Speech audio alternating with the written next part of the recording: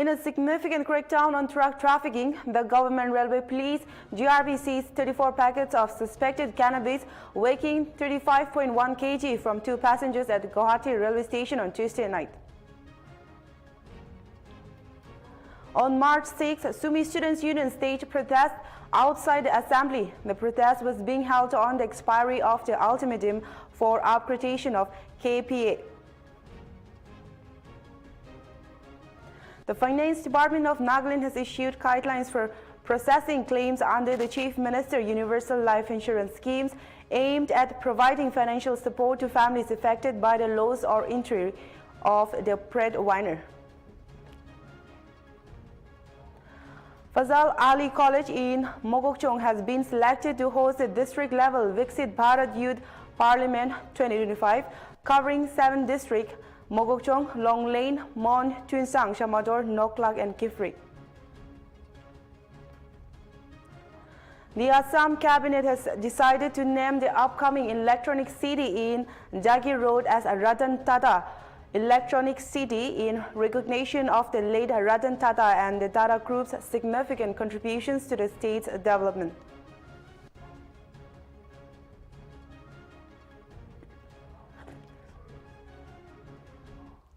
Hello viewers, this is Renchimi Himjoy and you're watching Nltv Primetime in English.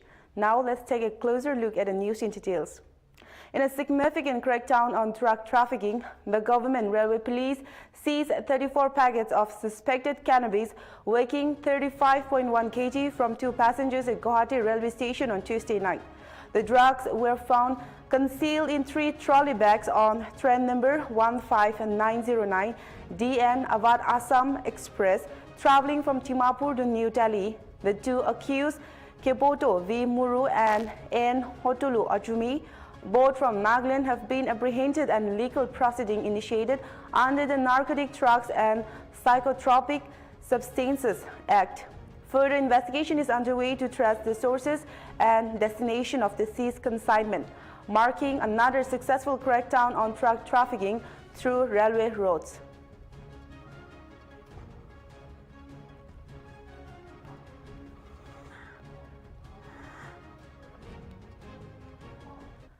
A ground report by Nltv has revealed alarming levels of water pollution in the Dhansari River, which flows through Dimapur, the commercial hub of Nagaland. The river has become a dumping ground for garbage, with 30 water flowing through it, posing serious health risks to people who rely on it for bathing and washing clothes.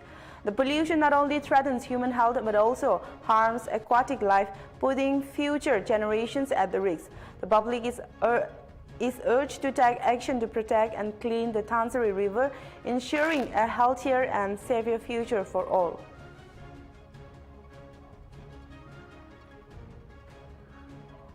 Achi Nagaland divikan Dhansari River osor de agina ase aro ami kan yete agina sadam de ami kan tiki paise ki itu Dhansari River laga pani to iman letera hoi gina ase aro itu kala noina itu la opor divi chapra hambi pikai gina ase ami kan sai gina jeshi guri do itu kun pra letera krushi nolibi itu kumba pani to letera krushi guri do ami an public prai ase aro ami kan inaka pani to inaka pollute krushi guri do ami kan la environment TV effect hoise aro which is directly or indirectly ami kan la health TV effect hoise ami kan laka chapra to nodi osor de pikai shiguli do itu pani bi pollute hoise aro itu laka effect hoise aro itikla noigina chapra to pani di inaka pikai shiguli do pani laka current bi effect hui jai aro pani bi power flow no hoi aro monsoon season time de flood hui jai aro ami kan public kan ikla tuk pa do ami sob pi jane aro moi public kan ki request kure ase amne kan laka chapra to inaka noti osori ni pikai lepshi palo TMC kan ba apnan ki kuti elote jaga digina ase yate pikai le palo ari dukla noigena colony devi TMC kan ba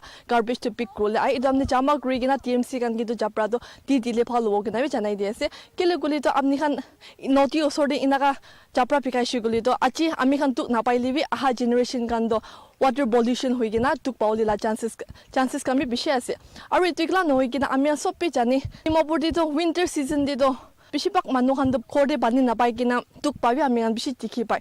Aro inaka tuk padam de bishipak public hando noti kan ke dependent ake. Abne ida visuals TV tigole para sina inaka pacakan pani natakadam di do inaka noti di kusul grule nolibi kaprakan thulaule nolibi tangan laga kitchen needs karni idu pani do use kuri to which is tan inaka polluted pani use kuri shiguli to tan health karni bi phalna ar tan la health bi risk ti rakhi ase aro amnigan visuals tv tikuli para shina bishibak manuhan do inaka noti bai mask kan noili hamuk kan do othai gina market ti pikai gina tikha do tan inaka noti bo othai gina takan pikai ase to ami kan sagina chashiguli do takan iman let pula to idu noti do sapa de gishuli achikali amnigan tikuli para shina idu noti do iman letara ase to ami sagina jashiguli to tahan inakan letra notiwa mask kan nahuili hamuk kan othai gina market ami general public ki bikai diase to idu to ami general public la life risk ti rakhi diase aru itukla noina kunbra idu mask nolibi hamuk kan do othai ase tahan laga life risk ti rakhi ase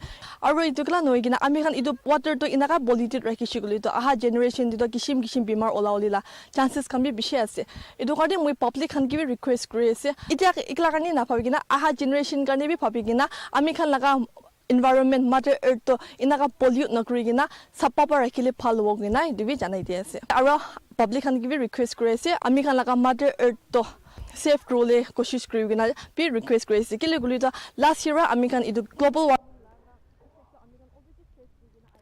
On the night of March 3, intruders burgled the chief veterinary office and liquid nitrogen factory in Woka. In a statement, Woka Chief Veterinary Officer Zubemo Mchoi informed that though the computers were left untouched, computer rooms' electrical wirings were stolen and the electrification system were vandalized. It was suspected that the intruders entered through the facility ceilings as no traces of forced entry was found. The CVO said that the office had no CCTV surveillances as the office had recently shifted and was still under renovation. He assured extra security arrangements for improved security to avoid such incidents in the future. An FIR has been registered at Woka Police Station and investigation is underway.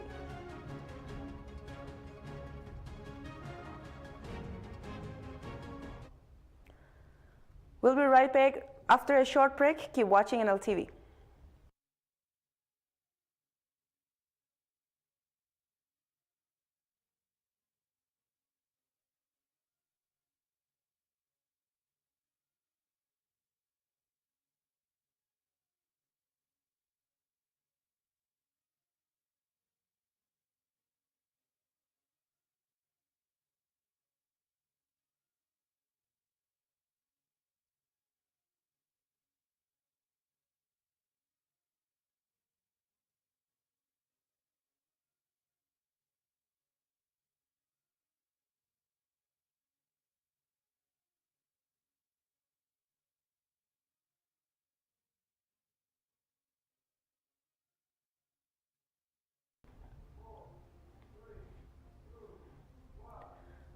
Welcome back. Now the next news.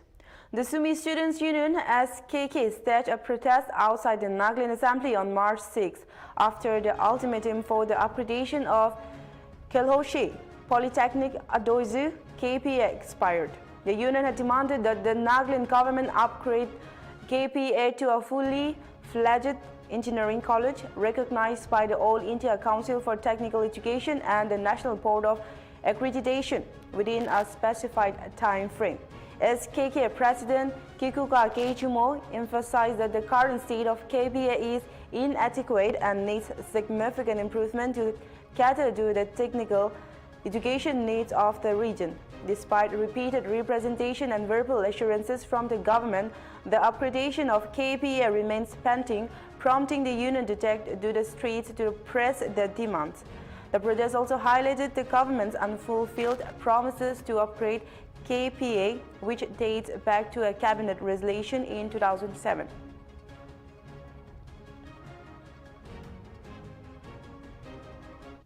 Thank you, media fraternity, for joining us. Today we are gathered here in the form of a silent protest. This is a sit-in protest where we're not going to use any platform speech or any kind of social disturbances, public inconveniences. But we're gathered here to show our disappointment and resentment over the delay of upgrading or establishing an engineering college in Nagaland. We are here, like I've said, to demand for the need of engineering college in Nagaland because even after more than 60 years of the statehood, we do not have a government engineering college in Nagaland. Yes, and so thousands of students have been compelled and forced to go outside and pursue higher technical studies, adding financial burdens to the students and the families, keeping in mind the economic status of the majority of the Naga population. So we are here over the delay and stagnation of the upgradation of Kailasha Polytechnic Atoiz, which is at Askoto. Not because it is within the semi jurisdiction, but because it is one of the first and oldest polytechnic in Nagaland. Yes, and so even after more than 18 years of the cabinet resolution to upgrade Kailasha Polytechnic Atoizu to a full-fledged engineering college, the state government has delayed the implementation of KPA. Yes, KPA was established in the year 1972, and it is now 53 years old. So it has served its purpose well as a polytechnic. So we are demanding that the students of Nagaland deserve a higher education institution where we do not have to be compelled to study outside, but study at the comfort of our own homeland and get quality education in our own homeland. We have appealed to the government. Multiple representations have been submitted, even in the past years. Yes, and even last year we have submitted a representation to our Honorable Chief Minister, but we haven't got any single positive response to start implementing the upgradation of engineering college till now. So subsequently we were compelled to submit an ultimatum to the state government through the Department of Technical Education on 28th of February, which expires yesterday. But even after submitting the ultimatum, we did not get any positive response. So this initiative is not to target any individual leadership or to undermine the process of the government functioning, yes, but to fully demand for the right of the students and to seek for a legitimate right. And so we do not wish to, like I've said, today is a very silent protest, agitation to sow resentment. So we really wish that the state government respond to our demand. And we are not seeking for verbal assurances no more. Yes, because enough of verbal assurances. We want a written assurance from the state government, and we really wish that we do not the government responds today, so that we will not intensify our agitation. Like I've said, the issue is not about the Simis alone, but it's about all the Naga. The Finance Department of Nagaland has issued guidelines for processing claims under the Chief Minister's Universal Life Insurance Schemes aimed at providing financial support to families affected by the loss or injury of the breadwinner. For life insurance claims, the breadwinner must be registered in CMLIS portal and claims must be reported within 3 weeks of the date to the Felicitation Cell Finance Department via call or WhatsApp at 936-649-4507. Accidental insurance claims require reporting incidents to the police and documentation with a post-mortem report mandatory for death claims. Both life insurance and accidental insurance claims can be processed independently for the breadwinner. Claimants can register for the CMLIS scheme open to indigenous inhabitants of Nagaland and can contact the insurance facilitator at 936-649-4507 or visit cmlis.gov.in for further assistance.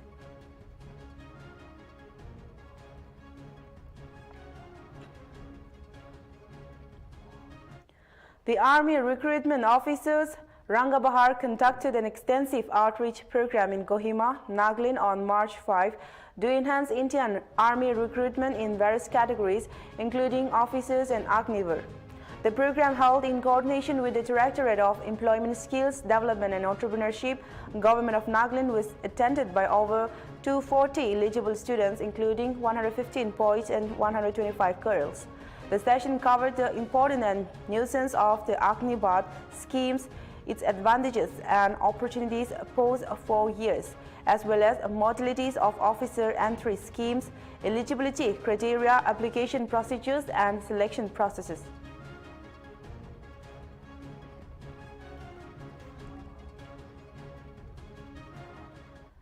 A massive landslide at km5 from Italin on National Highway 313 has caused a severe traffic disruption between Anini and Roing, prompting the Dibang Valley District Administration issues a travel advisory on March 5 and 6. The landslide, which occurred on March 4, completely blocked the highway, and officials estimated clearing the debris may take at least 2 days, depending on weather conditions. Deputy Commissioner Bakli Sora issued a public advisory urging people to delay their trips until further updates, and authorities have deployed necessary resources to expedite the clearance process, cautioning that weather may continue to impact restoration efforts.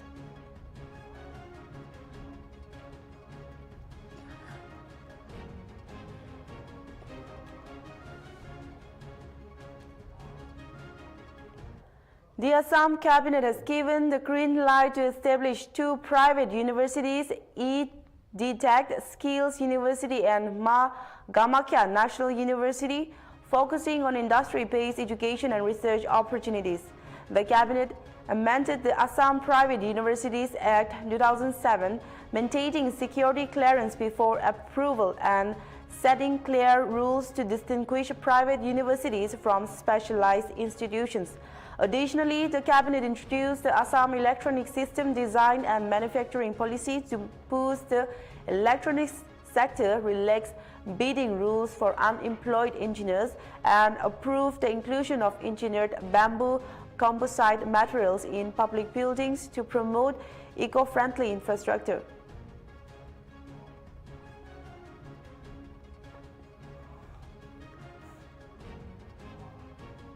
The Assam government on Monday announced that the authorities have identified at least 264 illegal red hole coal mines in the central region of the state. The government informed the assembly that it has confiscated over 25,630 tons of illegal coal over the past 3 years. Though the National Green Tribunal had banned red hole mining, illegal miners continue to extract gold. Authorities discovered 248 red hole mines in the North Chachar Hills and 15 red hole mines in the Karbi Anglong. Auctioning seized tons of illegally mined and transported coals from various regions of the state by the government is underway, and a monitoring committee led by the DGB has been established to oversee and prevent such activities.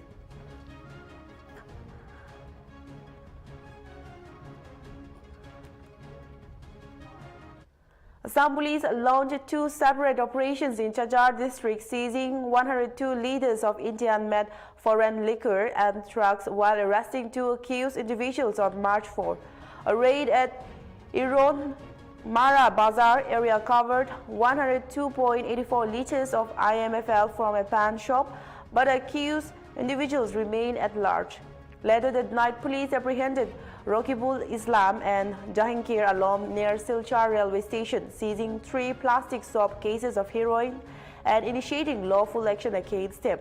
This follows an earlier operation on February 28, where police intercepted a van with heroin at a cache on Silkuri Road, valued at rupees 2.20 crore.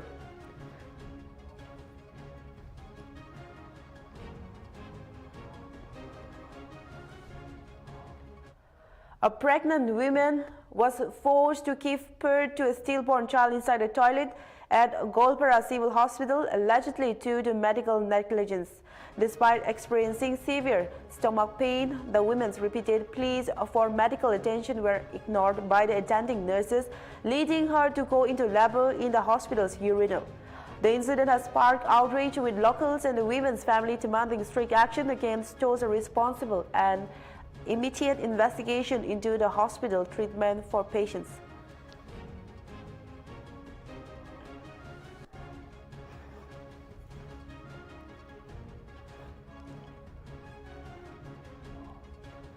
The Assam cabinet. This move honors Ratan Tata's vision for Assam's semiconductor industry, which includes establishing India's first indigenous semiconductor assembly and test facility at Rs 27,000 crore project expected to generate 30,000 jobs. Additionally, the Assam cabinet approved several bills, including the establishment of new universities, and introduced a requirement for national security clearance to establish private universities in the state.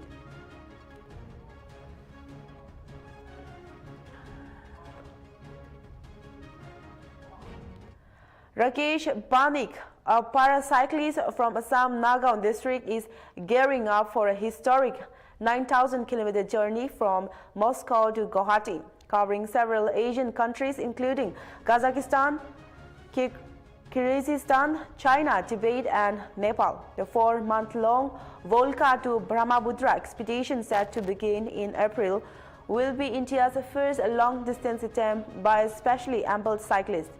Banik, who lost his leg in a road accident in 2012, aims to break barriers and inspire others to embrace adventure, fitness and perseverance while proudly representing Assam and India.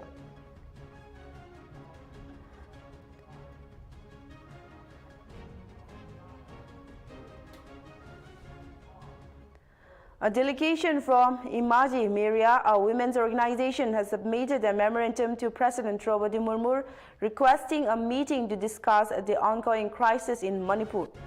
The organization expressed urgent concerns over the state's prolonged instability, emphasizing the need for immediate intervention to restore peace, stability and democratic governance. Imaji Meria's demand include establishing a popular elected government, launching economic revival packages, providing special grants for displaced families, and strengthening security measures to ensure safe movement along highways. They stressed that addressing these issues is critical to bringing stability and rebuilding confidence among the people of Manipur.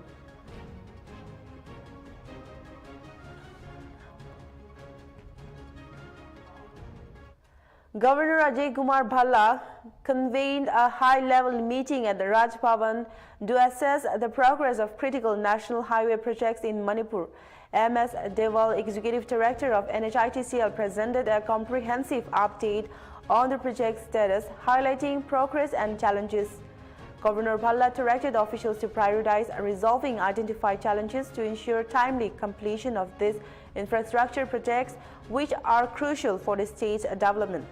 The meeting was attended by senior officials including IG CRPF Rajendra Narayan Das and the Security Secretary of the Manipur Land Resource Department. Separately, the governor met with a delegation from the Senapati district branch of the Red Cross, commending their dedication to humanitarian work and assuring them of his support in addressing operational challenges.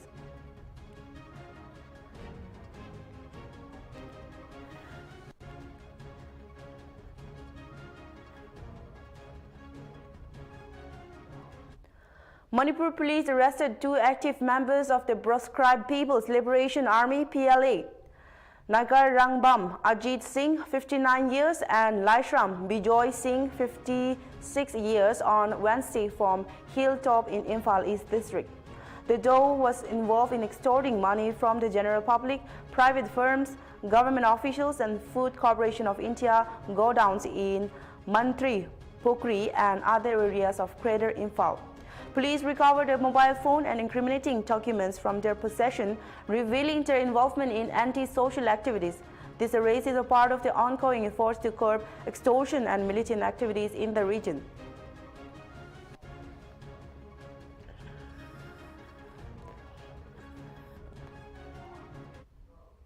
In a significant step towards promoting disarmament and restoring peace in Manipur, the state's 2-week general amnesty scheme has yielded 858 voluntarily surrendered firearms as of its penultimate day. The schemes announced by Manipur Governor Ajay Kumar Bhalla has encouraged peoples to dispose their arms with 32 different types of weapons surrendered on Wednesday alone. Various ammunition and miscellaneous items have been surrendered at locations in Churanjanpur, Imphal East and Kangpokpi district, with the names of the surrenderers kept confidential. Governor Bhalla has warned that possessing firearms without authorization after the amnesty ends will result in severe punishment under the law.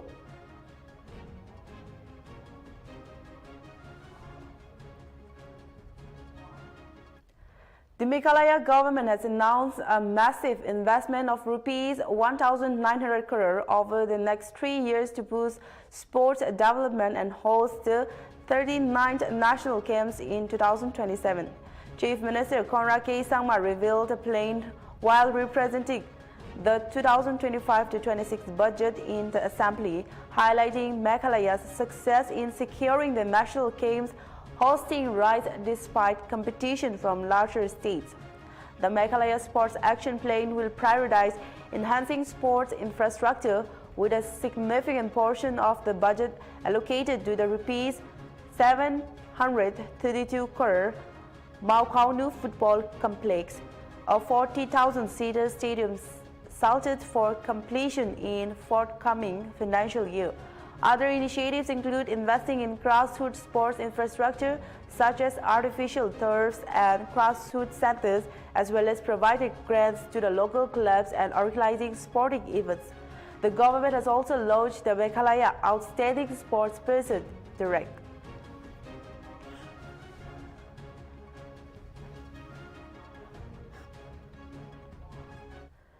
The Meghalaya High Court has expressed a dissatisfaction with the lack of progress in addressing the shortage of crematoriums for the Khasi, Janata and Hindu communities in the state.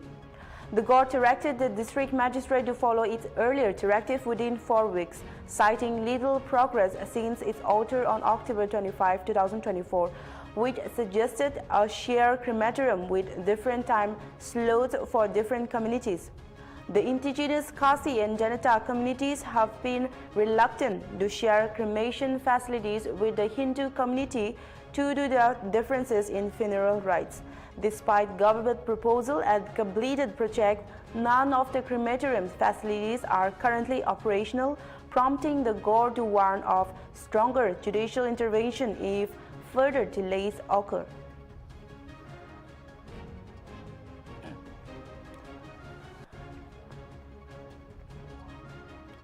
Mizoram's main opposition party, the Mizo National Front, has strongly opposed the Zoram People's Movement government's decision to amend the Prohibition law allowing the sale and manufacture of wine and beer in the state. The MNF leaders views this move as a first step towards a relaxing alcohol restriction in the tri-state and have expressed strong objections to the government plans to open liquor shops. The opposition parties also vote to resist the government's plan to transfer the state's only airport to the Indian Air Force. The amendment bill has been deferred for further studies and scrutiny amidst ongoing debate on whether the government should review the existing prohibition law, considering Mizoram's limited revenue sources and the impact of alcohol consumption despite being a tri-state.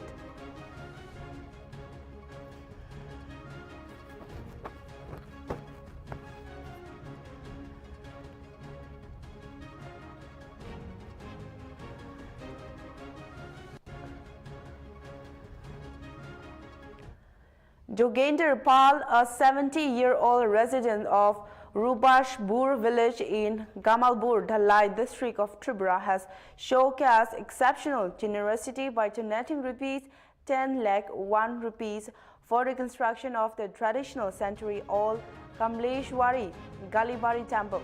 He has already donated rupees 8 lakh 25,000 to the temple's management committee and plans to donate the remaining rupees 1 lakh 75,001 rupees when the temple's roof is completed.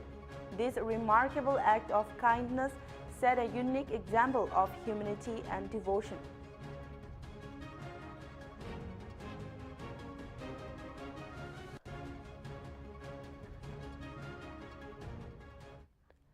Bharatiya Janata Party is gearing up to celebrate its second anniversary in Tripura with a massive public meeting on March 9 at Agartala, Swami Vivekanandan Maidan. BJP All India President Jagat Prakash Nada will attend the event, which is a part of various programs organized by the party across 60 mandals in Tripura.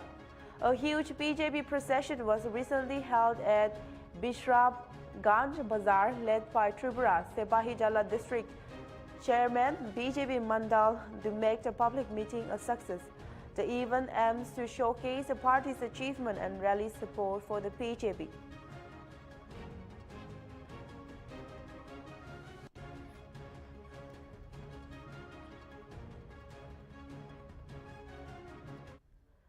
In the 38th episode of the Chief Minister Samahi Beshu program, Tripura Chief Minister Dr. Manik Saha directly interacted with peoples from various parts of the state, listening to their needs, complaints and problems.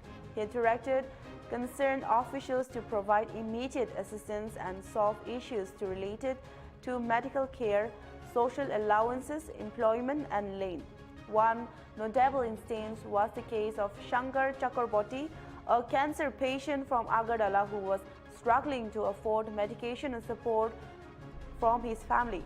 Dr. Saha promptly intervened, ensuring Chakraborty receives free medicines and necessary treatment at the Adal Bihari Bajpayee Cancer Hospital in Agartala.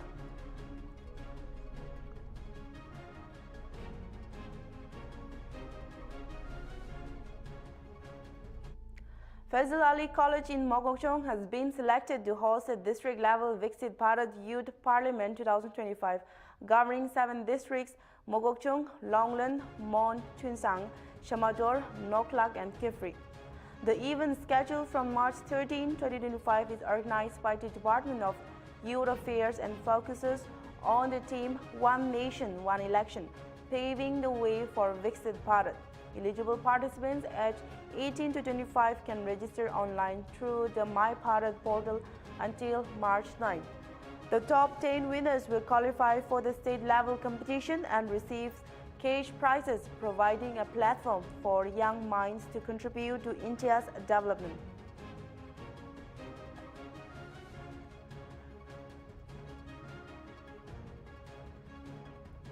In a significant operation, Dispur police, with the assistance of Meghalaya police, recovered several stolen bikes from Labalang Basti in East Khasi Hills district. The stolen bikes included a Royal Enfield Guerrilla 450, 2 Bajaj Pulsar and ET, and another bike with registration number AS12AH1648. The police arrested 3 bike lifters identified as Rafiqul Ali, Saiful Ali and Saddam Khan in Guwahati's Gorchuk area, marking a major crackdown on illegal activities in the region.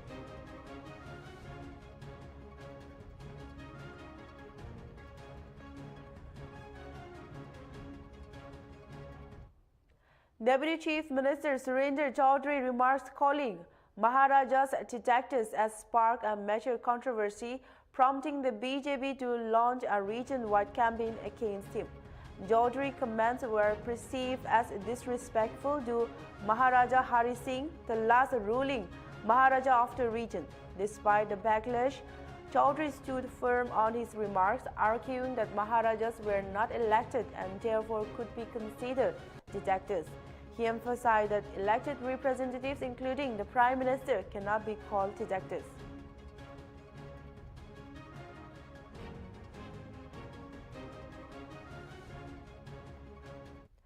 A dispute has erupted between the Anganwadi Center and Flowers Corner in Galampur Town, Thalai District, Tripura, over alleged illegal encroachment.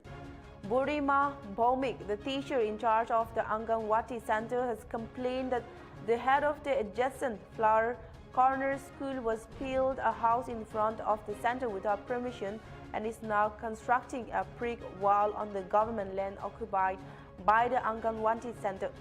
The school tin roof has also been causing water to leak into the Anganwadi Center, prompting Bomik to demand administrative action.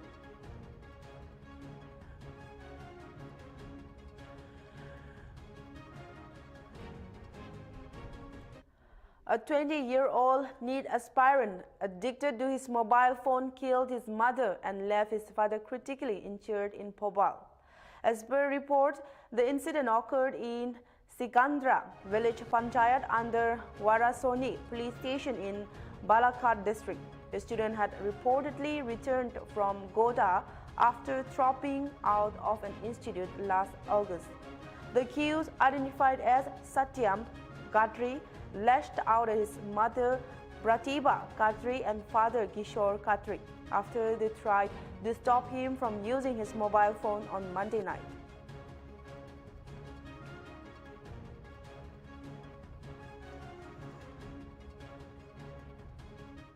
Professor Prabha Shankar Shukla, Vice Chancellor of Northeastern Hill University, resumed office on March 3 from Delhi after being absent for over 3 months, despite informing the acting registrar for his resumption of duties. Shukla's decision to work from Delhi till March 5 due to official work was met with criticism from the Northeastern Hill University's Teachers Association.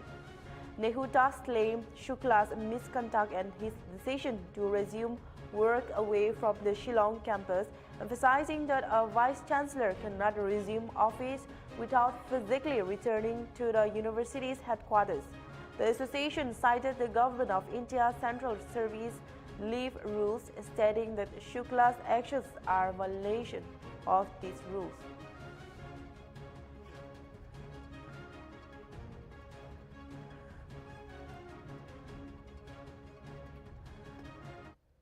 Uthira Kumar, the prime suspect in the March 2024 murder of businessman Balan Sami in Chennai, was hacked to date in Tamil Nadu, Baram Makunti on Wednesday. While walking to his sister's house, he was attacked by 3 unidentified men on two-wheeler using machetes, leaving his face severely disfigured. Uthiram Kumar, who had been recently released from prison, had a real estate dispute with Paladni Same, leading to the latest murder. His body was being sent for post-mortem and police are investigating the incident.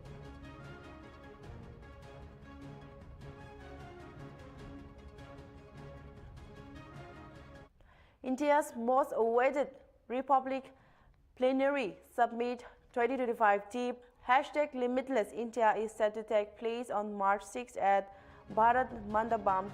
The landmark event will feature discussion on politics, e-governance, business, technology, space and sports, aiming to inspire youth and redefine leadership. PM Narendra Modi will be the chief guest, joined by the prominent speakers like Union Minister Nitin Gadkari, Hardeep Singh Puri, Ashwani Vaishnav, spiritual leader Gurudev Sri Sri Ravi Shankar, and Assam CM Himanta Biswa Sarma, among others. The summit reflects Republic's commitment to fostering national progress and meaningful dialogue.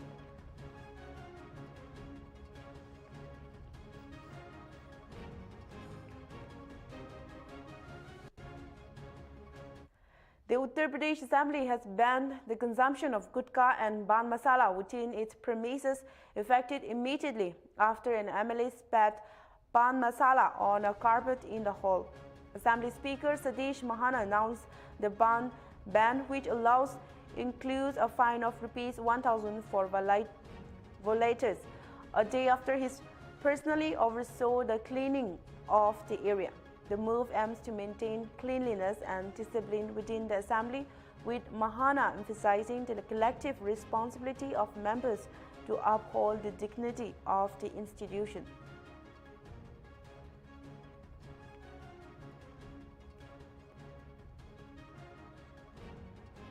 Farmers in Kalapuraki, Karnataka, led by the Kalapuraki District Raita Horata Samiti, held a protest march with pull-up carts and tractors from Jagat Circle to the Deputy Commissioner office, demanding compensation for crop losses and a higher minimum support price for Troll Town. The protest comes after widespread crop damage due to the wild diseases affecting nearly 1 lakh hectares of red gram.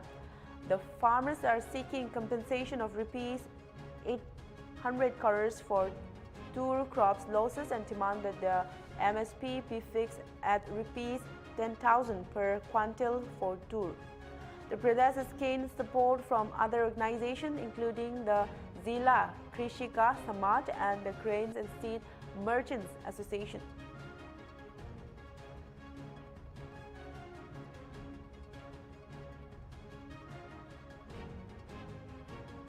Pope Francis is hospitalized as Lent begins, receiving treatment for double pneumonia. The 88-year-old pontiff, who has chronic lung issues and part of one lung removed in his youth, rested well overnight but remains under medical care. Doctors caution he is not yet out of danger. After 2 respiratory crises on Monday, he used supplemental oxygen on Tuesday and resumed a ventilation mask at night. As Lent commenced with Ash Wednesday, a cardinal led observances in his absence. Francis will meet a scheduled spiritual retreat with Vatican officials this weekend, though they will proceed in spiritual communion with him. Lent, a 40-day period of fasting, prayer, and reflection leading to Easter on April 20, began on February 14.